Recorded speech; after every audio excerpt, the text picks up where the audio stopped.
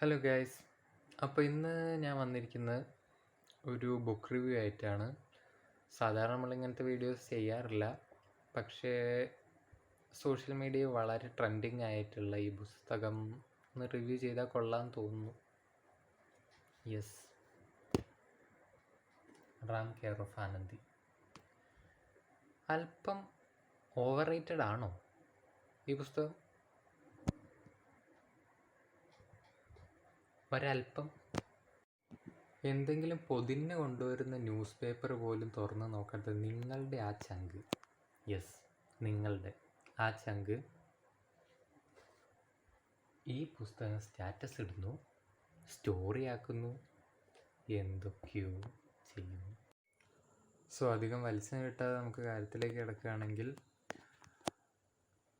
Novel പറയുന്ന പോലെ തന്നെ ഇതൊരു സിനിമാറ്റിക് നോവലാണ്. അതായത് വളരെ സീരിയസ് ആയിട്ടുള്ള രീതിയിലുള്ള സ്റ്റോറി ടെല്ലിംഗ് ഒന്നുമല്ല. ഒരു സ്റ്റോറി ടെല്ലിംഗ് ആണ്. നിങ്ങളൊരു വളരെ ഫേമസ് ആയിട്ടുള്ള ഏതൊരാളും വായിച്ചിരിക്കാൻ ചാൻസ് ഉള്ള ഒരു പുസ്തകമായിരിക്കും ആടുജീവിതം. സോ ഞങ്ങൾക്ക് ആടുജീവിതം വായിക്കുമ്പോൾ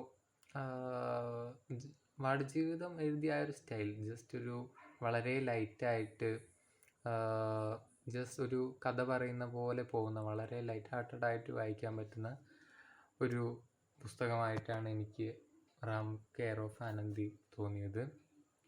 നിങ്ങൾ വളരെ മലയാള സാഹിത്യത്തിലും മറ്റും വളരെ സീരിയസ് ആയി നോവലുകൾ വായിച്ച് വളരെ എക്സ്പീരിയൻസ് ആയിട്ടുള്ള ഒരാളാണെങ്കിൽ ചിലപ്പോൾ നിങ്ങൾക്ക് ഒരു എന്താ പറയുക, ഡിസപ്പോയിൻമെൻ്റ് ആവുമെന്നൊന്നും പറയുന്നില്ല, പക്ഷെ നിങ്ങൾക്കതൊരു നല്ലൊരു വായന എക്സ്പീരിയൻസ് ആവാൻ ചാൻസ് ഇല്ല. പക്ഷേ നിങ്ങളൊരു ബിഗിനർ, വളരെ കുറച്ച് മാത്രം പുസ്തകങ്ങൾ, നോവലുകൾ വായിച്ചിട്ടുള്ള, ഇടയ്ക്കൊക്കെ ഇങ്ങനെ നല്ല പുസ്തകങ്ങൾ വരുമ്പോൾ വായിക്കാൻ താല്പര്യപ്പെടുന്നൊരു നോർമൽ റീഡർ ആണെങ്കിൽ നിങ്ങൾക്ക് നല്ലൊരു എക്സ്പീരിയൻസ് ആയിരിക്കും റാം കെയർ ഓഫ് ആനന്ദി.